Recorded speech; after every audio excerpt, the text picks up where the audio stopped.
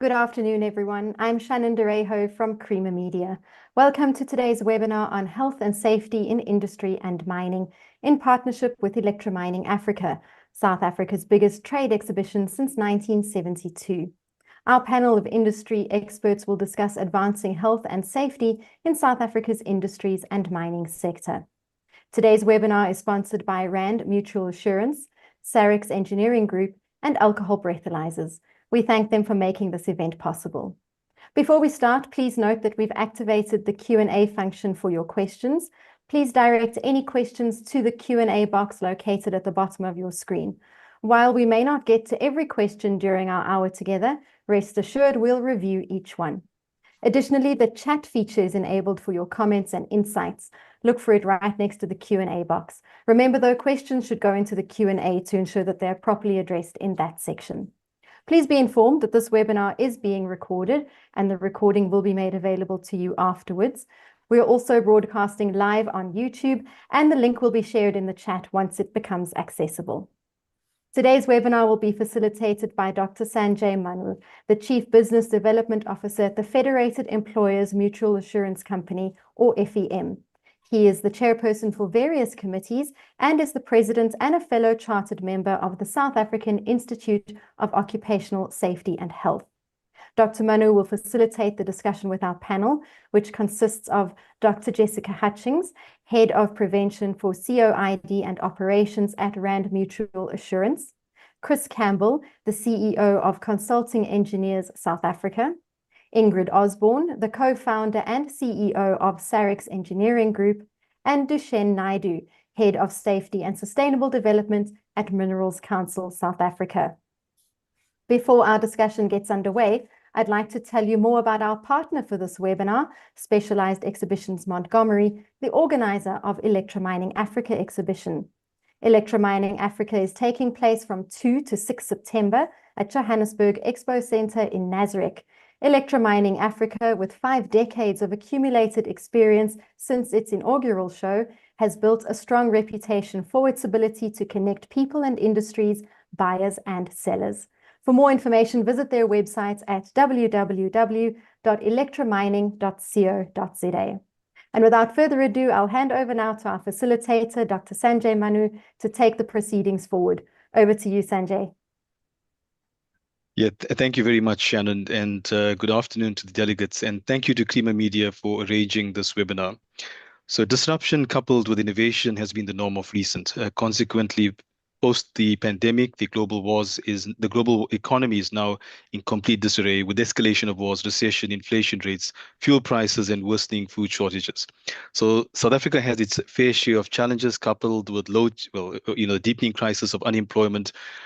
The execution of and implementation of health and safety measures during these challenging times is definitely a critical aspect for health and safety practitioners and requires commitment from the workforce. Right, we have a capable panel here today, and hoping that they will be able to shed some light on these issues. We have Dr. Jessica Hutchings, and Dr. Jessica, in your opinion, what are the main causes of injuries in South Africa in the metal industry and other industry? Thanks, Sanjay, and good afternoon to all the listeners. So Rand Mutual Assurance obviously administers workmen's compensation for diseases and injuries in the metal space and the mining sector. If we look at the type of injuries that we receive, largely from an occupational disease perspective, noise-induced hearing loss remains to be one of the top occupational diseases, both in the mining and the metal sector. And then obviously your soft tissue injuries, such as tenosynovitis, we get carpal tunnel syndrome as well. And then in terms of the actual injuries, in particular in the metal space, we get a lot of foreign body objects to the eye. And you can imagine in this type of industry where welding, etc., a lot of dust environments, we get open wound to the fingers and the thumbs, a lot of injuries to the wrist and hand, and then obviously sprain and strains in terms of the lumbar spine.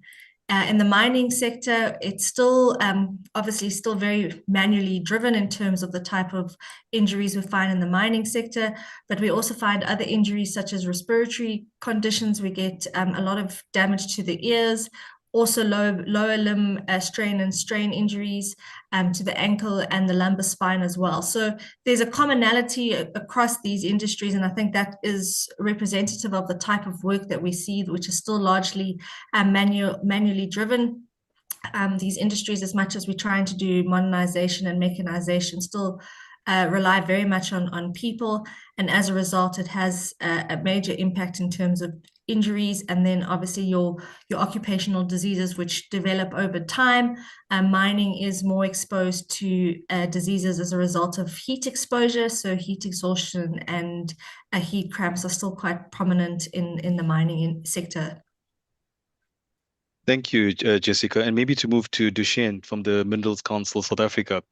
So what are the major health and safety challenges that South Africa's mining industry still faces, and how should these challenges be addressed? Greetings, Sanjay, and hello to everyone on the call.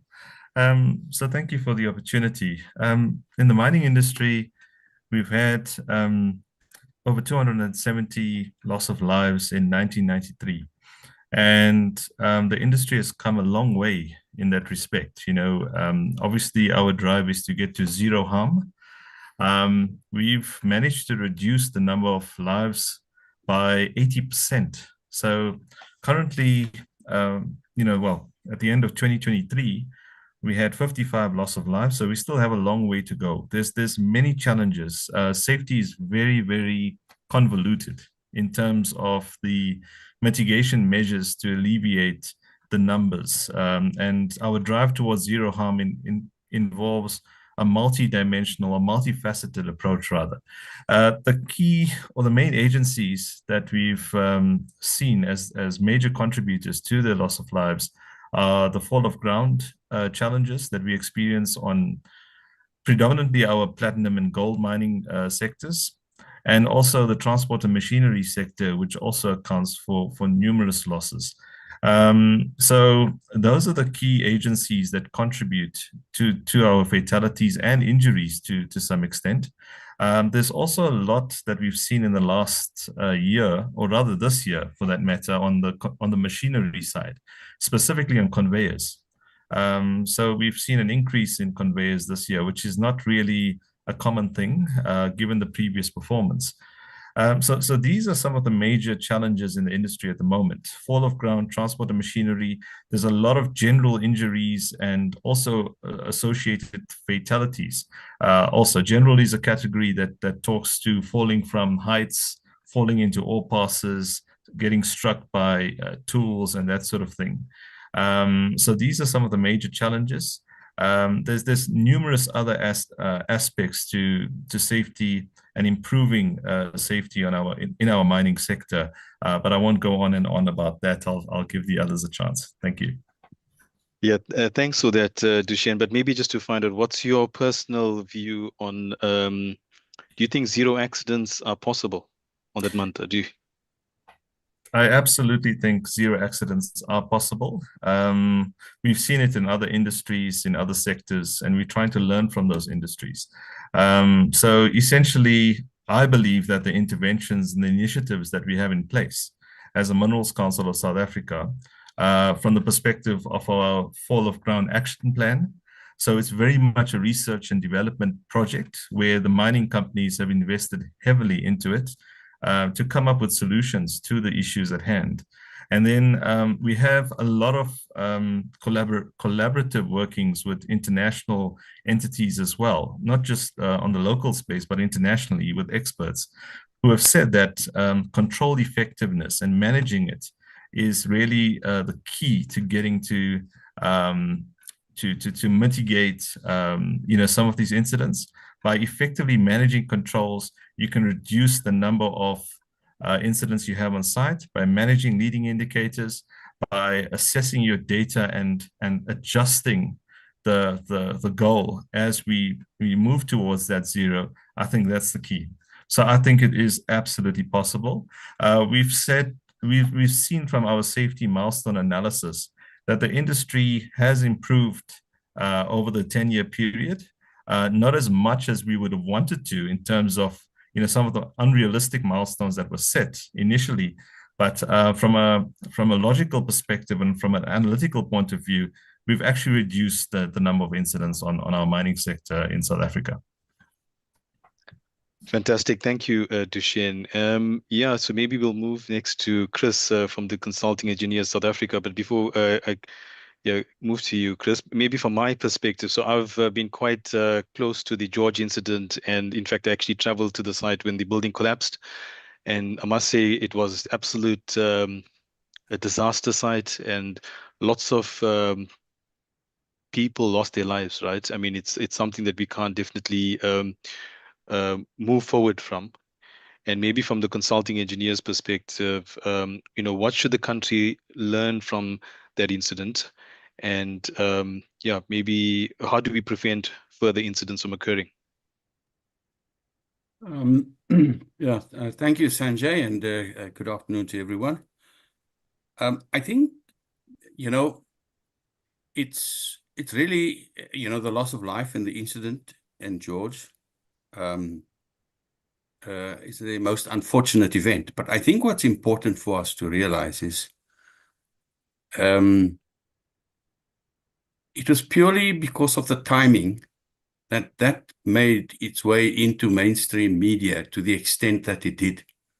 Are accidents similar to these happening on a regular basis? There is no doubt. And that's the problem. So George was maybe a major is symptomatic of a greater problem. I mean, just down the road, there was another incident in Belito. And people often, there's this notion that, oh, it's minor, so it's not newsworthy. Yet, in the Belito incident, and I'll comment on the George further, but in the Belito incident, a collapse of an excavation, certainly, and not having been personally involved in any of the investigations, but one would have hoped that there was somebody on site supervising and ensuring that the construction regulations that relate to safety and excavations was there to inform the workforce, not leaving the workforce on their own exposed. It's for time immemorial, any excavation beyond about a meter, there would have to be measures taken because that risk is there of that kind of collapse. Now, if we go across to, and in fact, by the way, there was another incident in Limpopo also, and I think what needs to happen is more of these incidents need to be reported so that one can address not only the root causes, but what is the role of all the parties. Now, if we take the George incident, and this is no defense of the individual who was named first. Now that's not the right way to go, because in any construction project, there is a client, there's a contractor, there are multiple disciplines of engineering, of built environment practitioners involved in the project. And the fact that it's a structural collapse does not imply necessarily immediately that the engineer is at fault. It should be left to the entire investigation, because the fact of the matter is that if there were changes made and there is a team, then firstly, there should be a duty of care exercised by all professionals, and even more importantly, the client and the contractor. So, there are multiple parties, and I think more needs to be done to educate all the parties on what's their roles and responsibilities, and not assume that it is any one party's responsibility on their own. So I think from that particular incident, firstly, there needs to be, and what is clear, if I may add, is it doesn't help for us to depend, for example, on the Department of Labor and Employment inspectors to come and catch you out. there's construction regulations that apply to who's responsible, what's the levels of responsibility, and who's supposed to do what. So it exists in law, and best the parties all be ensure that they're educated on that and stick to the rules of the game, because that they're designed to help protect everyone. To hope that there's enough inspectors, by the way, which there aren't. And the other aspect is, are there enough knowledgeable inspectors? Is even another, a part of the equation, and we shouldn't be depending on the stick. We should rather use the carrot and the duty of care perspective in all of these, because human life, health and safety is the primary objective, the preservation thereof, that is. Thanks. Yeah, thank you, Chris. I fully agree that there shouldn't be any pointing of fingers, and hopefully the Department of Employment and Labor, through the investigations, will be able to arrive at some sort of conclusion, and the individuals who have transgressed any regulations or laws will be held accountable.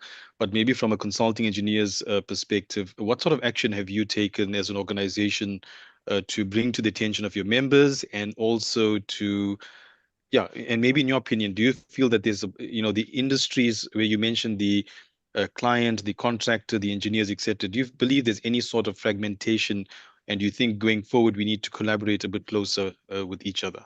Thank you. So maybe firstly on what we're doing. Well, I'm in this webinar today, and several others which and media articles which we have published post that incident as well, on what would be the preferred route to be taking, and what's the importance and relevance of the construction regulations which do exist. And I think that also we've got a very active school of consulting engineering. We present health and safety training courses, not to the extent where you certify people, but to at least raise the awareness of the role of all practitioners. And to that extent, we certainly advocate for the proactive inclusion of health and safety professionals at the design stages in projects.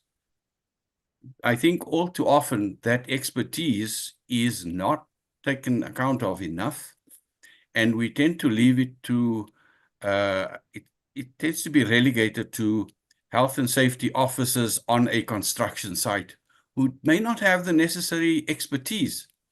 Often it's a paper exercise. You tick boxes on, do you have safety talks? Yes. Do you do this, etc., etc.? But I think there's a whole lot more to it, and a whole lot more risks that the health and safety professionals, in conjunction with all the other built environment practitioners involved in these kind of projects, could bring to the party proactively, as opposed to us having to deal with the unfortunate consequences of failure in adhering to health and safety measures. Thank you, Chris. I think that will then lead us to the next panelist, Ingrid Osborne from Saryx Engineering Group. And I think it's an opportune time as well, Ingrid, in terms of what role can artificial intelligence and other technologies play in improving occupational health and safety in South Africa. Yeah, thanks, Sanjay. Absolutely. AI and other advanced technologies significantly improve occupational health and safety. And there are several ways in which these technologies can be applied. Your AI algorithms analyze vast amount of data from workplace incidents. They identify patterns and predict potential hazards before they occur. Machine learning models can be trained to recognize unsafe conditions and predict the likelihood of future accidents based on historical data. IoT devices, these sensors can be deployed across the workplace to continuously monitor environmental conditions, air quality, temperature, noise levels. Wearable technology, wearables are equipped with sensors that can monitor workers' vital signs, detect falls, alert them to potential dangers such as harmful gases or extreme temperature. And then there's been real advancement in virtual reality and augmented reality. And they can be used for immersive training programs. So simulating dangerous scenarios in a safe environment. And this really helps workers learn how to handle emergencies and practice safe protocols without the real world risks. AI-powered learning platforms, personalized training modules for workers.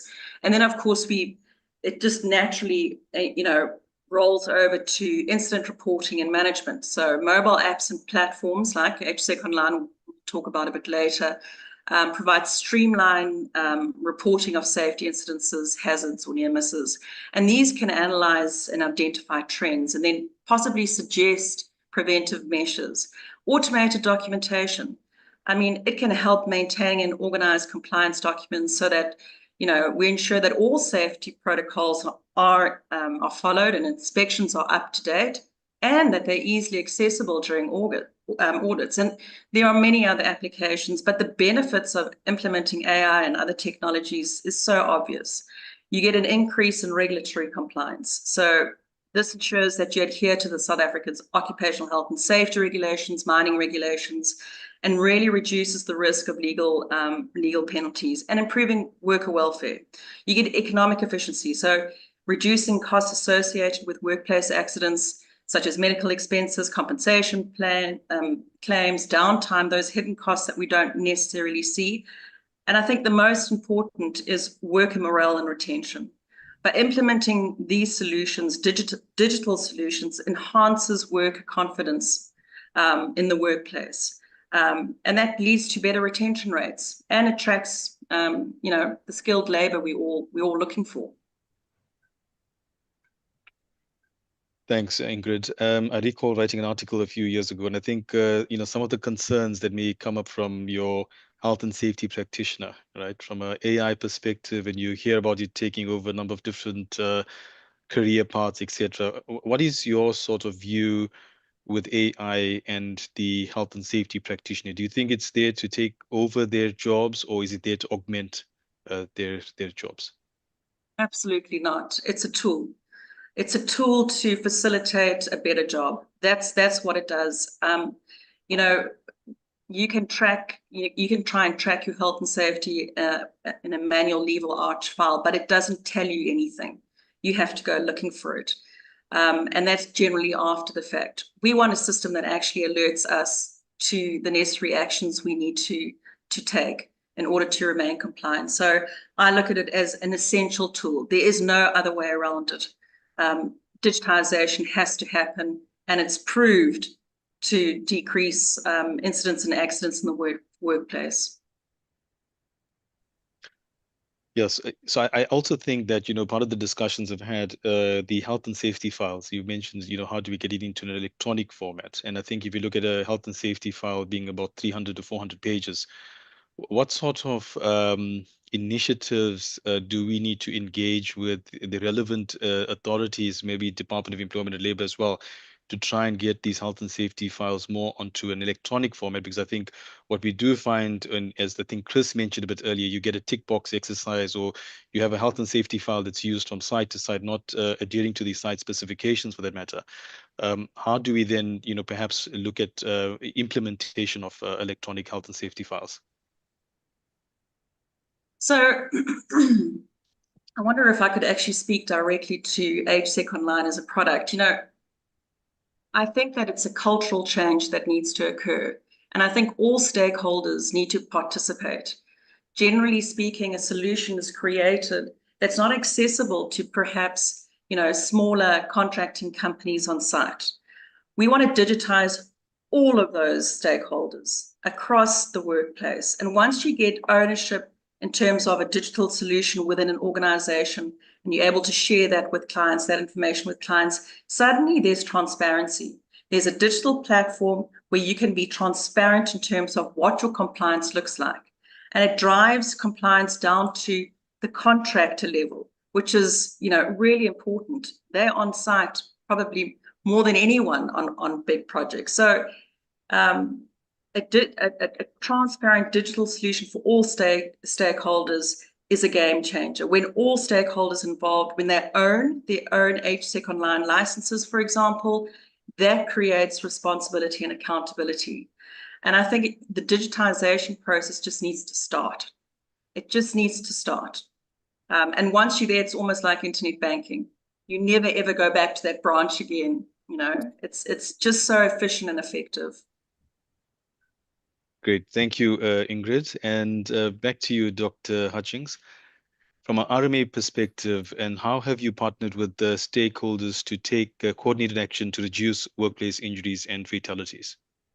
Thanks, Sanjay. I was actually just going to make a comment on Ingrid's last comment, but I think definitely, I was just going to say, you know, I think one doesn't appreciate the roles and responsibilities that are expected of a health and safety professional, and often, you know, they become the jack of all trades.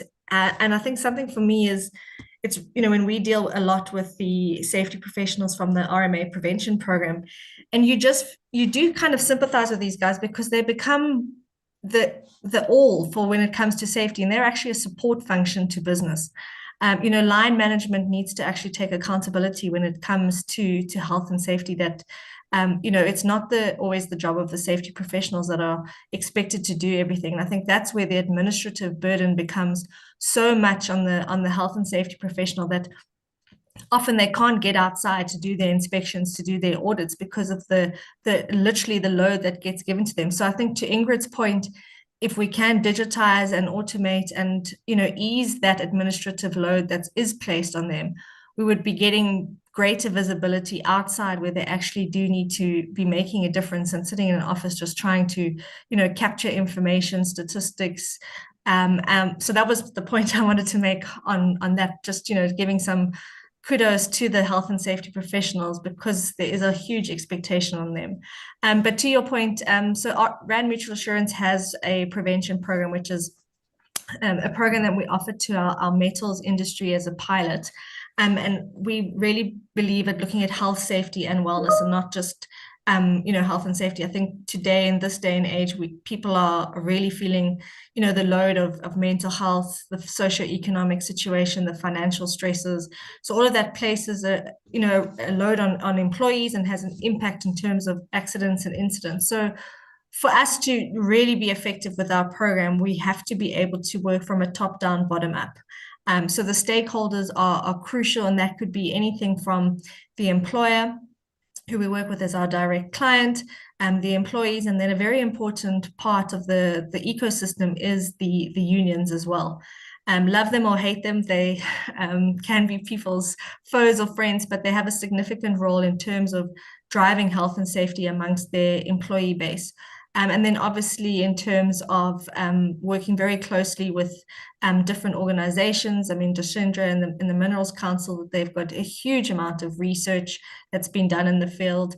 Obviously, for example, our sister association, FEM, the Department of Employment and Labor. So every single stakeholder has a role to play. And I think Chris alluded to it earlier, is that I do feel we're still working in silos, and that there isn't a collective mandate to really prevent, to drive health and safety, whether that's a conversation for today or another day, but something I really strongly feel we need to do as a collaborative effort.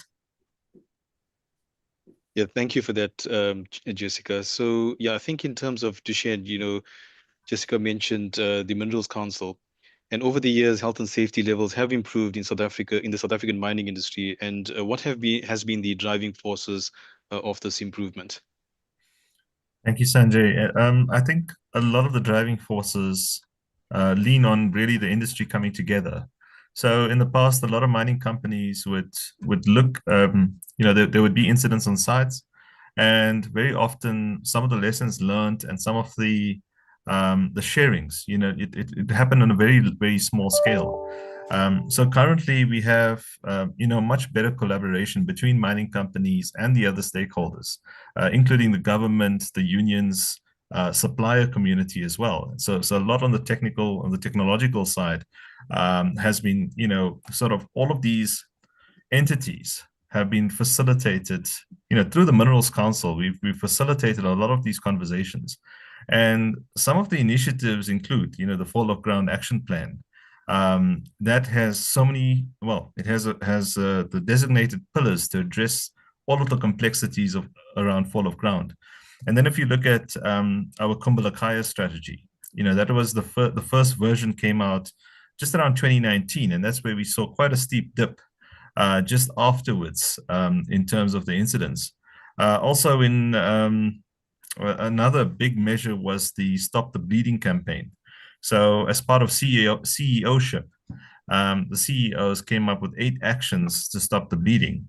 And in 2022, we actually saw some of that impact, from those actions. It reduced from 74 fatalities in 2021 to 49 in 2022. So a lot of these interventions are certainly having an impact. It's just that, we obviously want to accelerate things quickly to get to zero. But realistically, that aspirational target is going to take place over time due to some of the items that Ingrid and Dr. Jessica mentioned. Digitization is now coming into the foreplay. We are looking at a whole project around attaining data from our members, and some of that key data. Okay, it's lagging indicators that give you a perspective on what happened, in terms of some of the agencies. But at the same time, we're looking at the leading indicators. We're transforming from leading indicators to look at actual proactive actions that can be implemented on site in terms of better controls and better initiatives. So there's a lot of safety interventions that have also been instituted by the individual companies, and very often we don't see, or we don't see on an individual company basis how that has actually taken form. We're running a mini project now around our safety milestones to look at learning from successes, because there might have been, we might have seen a lot of incidents over the past years, but there has been some good work in the safety space that has actually reduced the fatalities, that's reduced incidents and injuries. So we want to learn from that. Very often the learning is not shared, but through our committees, like learning from incidents committees and our CEO-ship, our CEO-ship collaborative spaces, we have shares every month, within our CEO Zero Harm Forum. We have shares through our boards, our board hour of learning. So this is leadership that we need. It's the leadership we need to drive that change, and that's actually being seen. There's much more robust collaboration in the industry in terms of the root causes, the contributing factors to incidents. All of that is being shared, and members are actually doing this quite freely, even with the sensitivities of the loss of life on site. I think the whole industry is coming together and putting their hands together to stop the bleeding, which is it's quite encouraging. It's for being passionate about safety, as we all are. I think that's what we want. We want to collaborate, we want to find solutions, and we want to proactively drive change.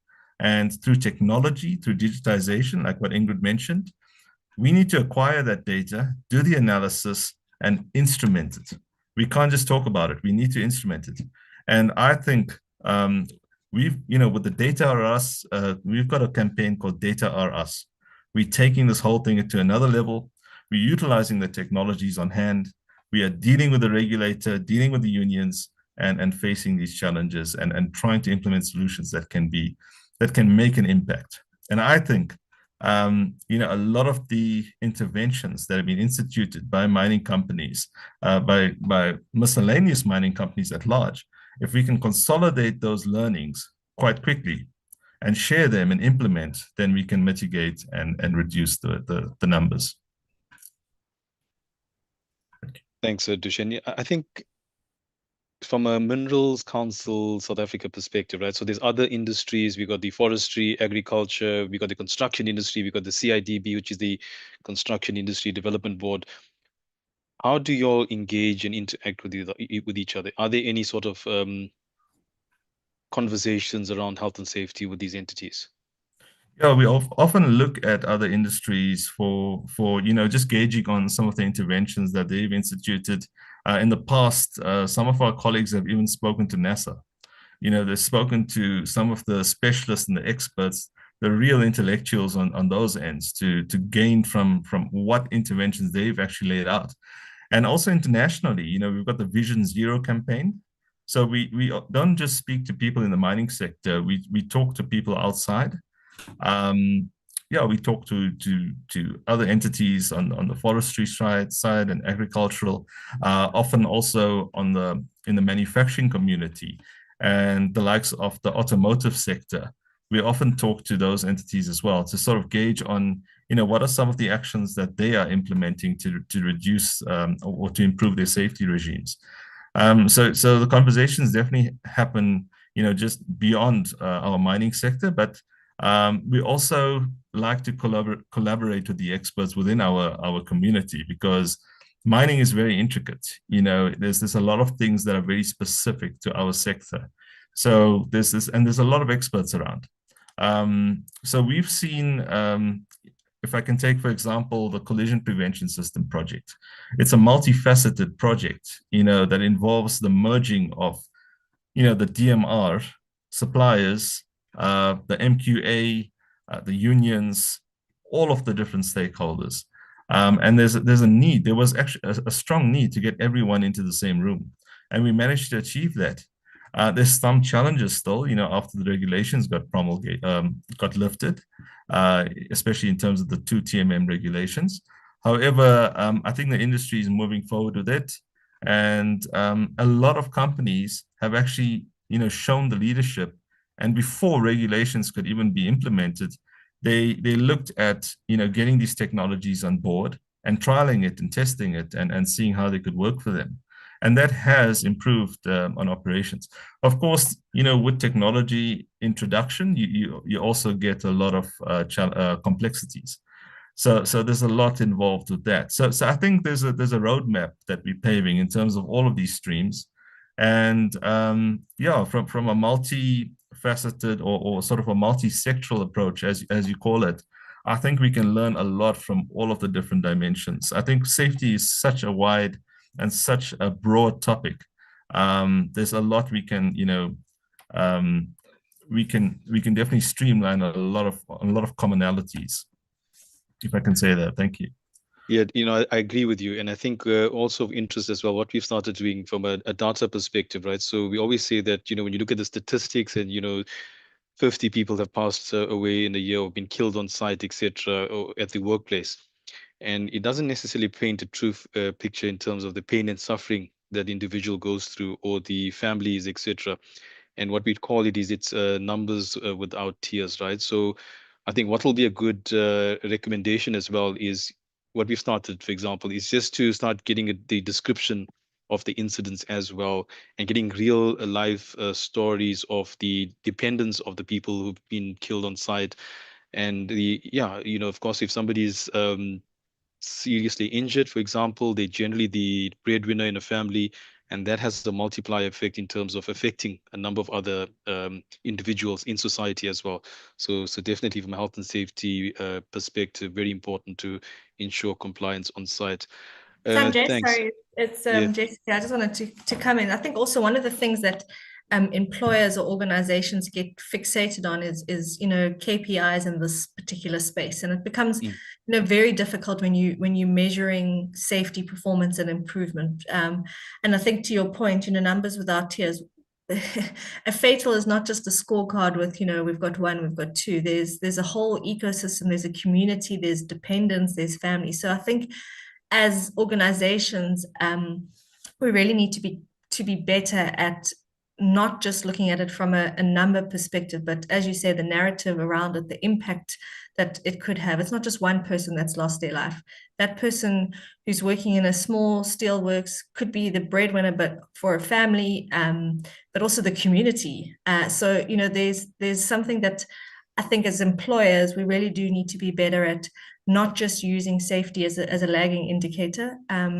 Also, I think one of the panelists mentioned, you know, leading indicators as well, but not just putting a number to a life. I think that's we're really doing, you know, a disservice to our citizens in the country. Definitely, thank you, Jessica. Sanjay, if I can add to that as well. Yeah. As the Minerals Council, we also have a sister component to safety called MOSH, and that's the Mining Occupational Safety and Health Department. And what that department looks at is leading practices. So leading practices in fall of ground, in transport and machinery, and also the health aspects like noise and dust. And they've come up with a lot of tools that the industry is currently using. So we try to promote the adoption of these leading practices to also assist the industry in improving on their safety performance. And this has proven well to some extent. And there's a lot we can share in that space. Great. Thanks, Tishen. Yeah. Sanjay, Yeah. if I may weigh in on this very interesting discussion and I think we tend to focus on health and safety, and we talk about on-site, which is a ongoing present activity with a future aspiration to finish off some kind of structure or building or whatever. But I think equally important in the realm of health and safety, that same duty of care exists for the owners of all assets, infrastructure assets, because we tend to overlook a disused mine, Slimes Dam collapse. Somebody owned it. People lost their lives. Limpopo, a disused, abandoned building, roof collapsed, killed a couple of people. And the point I'm trying to make is there need to be some consequences and responsibility taken for the owners of these assets, because you can't assume that I'm no longer using it, I can just leave it. It needs to be maintained because people's lives are at stake, even with disused infrastructure that we see all over the show. Thank you. Fully agreed, Chris. And I think of interest, right? So Department of Employment and Labor, and we seem to have the best health and safety legislation in this country. And not that I'm picking on South Africa, but I think it's a global phenomenon where we see that millions of people pass away every year as a result of occupational injuries and diseases. And I think definitely regulations and legislations are quite pivotal in terms of ensuring the health and safety compliance. But do you believe that the Occupational Health and Safety Act is being effectively enforced? If you're targeting me to respond, I'm happy to do that. Yeah. I was the last speaker, so yeah. Look, I think probably not to its fullest extent for several reasons. There may be a huge shortage of knowledge and education, which needs to be shared. People need to be brought on board. It's also not of necessity a top-down approach. It has to be bottom-up as well, because people who need to be sensitive to the fact that they may find themselves unduly exposed. And so I don't need to be there if you're unduly exposing me, and you can enforce your rights. And so there's a plethora of education that needs to be put in place to assist people. For example, in a former environment, in a factory itself, we had huge amounts of incidents, and a survey of the employees in a production environment, quite a dangerous one, precast concrete manufacturing, that is. The general attitude of the workforce was completely fatalistic. And it took a lot of work to get through to the hearts and minds of people to move away from that mindset and accept that it is within their hands as well. Yes, the sky may fall on you at any point in time. We don't know if that will ever happen. If you read the little, recall the story when we were little kids. But most of the time in a working environment, you can, avoid those kinds of injuries or risks. And that's where the education, just sensitizing people to, the need for general well-being, and the fact that you can also look after yourself. You have a duty of care to your family too. And then there's the last one that I think that also the myth needs to be dispelled, is if you get injured, that you may necessarily be compensated by the company. And that's not true. And it's a horrible myth, especially in manufacturing environment, that people believe that they may be compensated and unfortunately, it then ends up being proven that they've been negligent. So you lose both a finger and you don't get compensated. It doesn't help you. So I think there's where the entirety of the responsibility has to come into play, bottom up and top down. Thank you. Thanks, Sorry, Chris. I think it's. Sanjay, if I can come in there as well, I think on the Mine Health and Safety Act, that's actually the primary regulatory stance for the mining industry. We have to follow the Mine Health and Safety Act.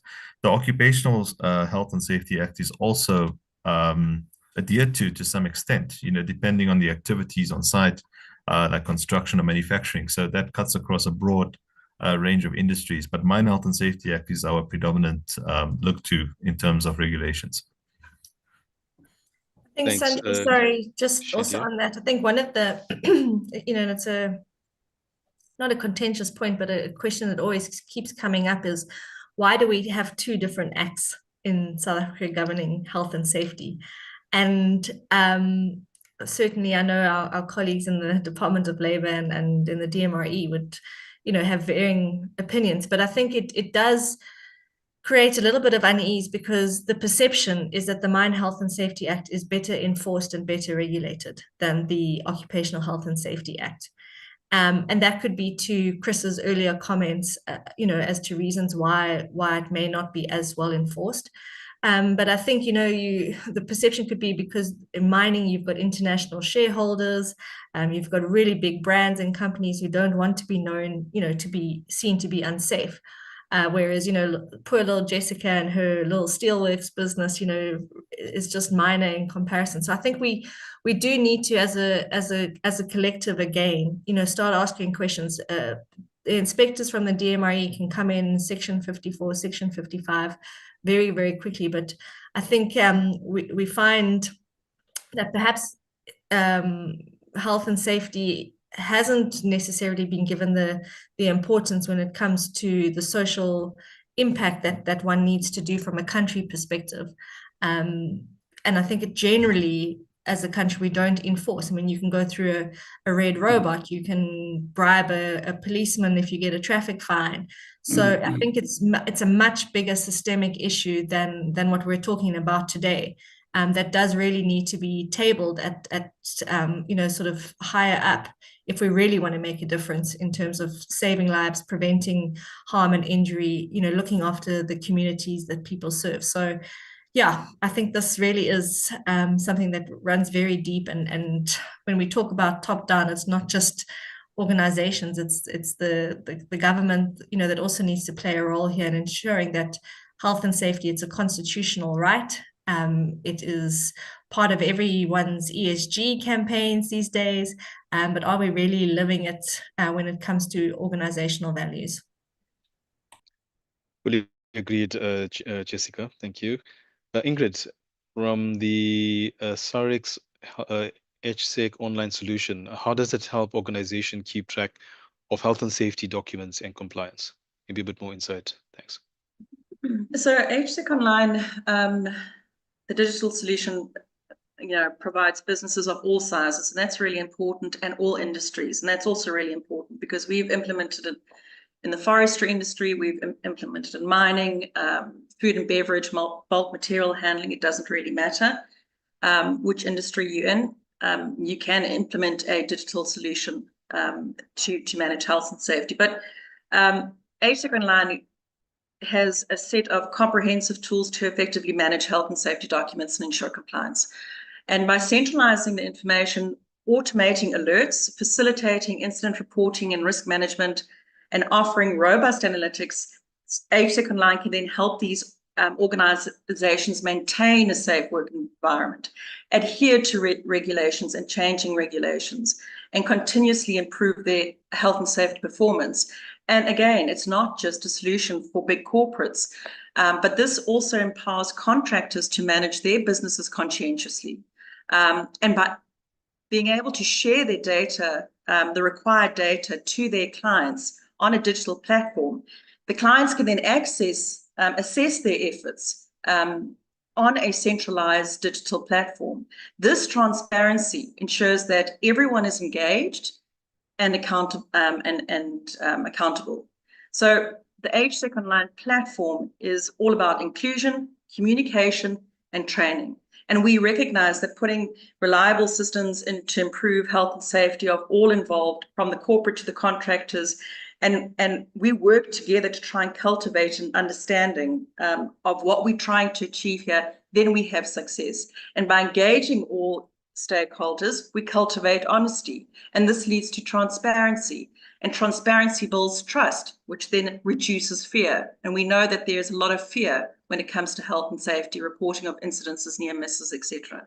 So we have had amazing success with the HSEC Online platform because these values are embedded in the product itself. And this is how we become a safer workforce. And HSEC Online is just that, a transparent digital platform for all stakeholders within the workplace.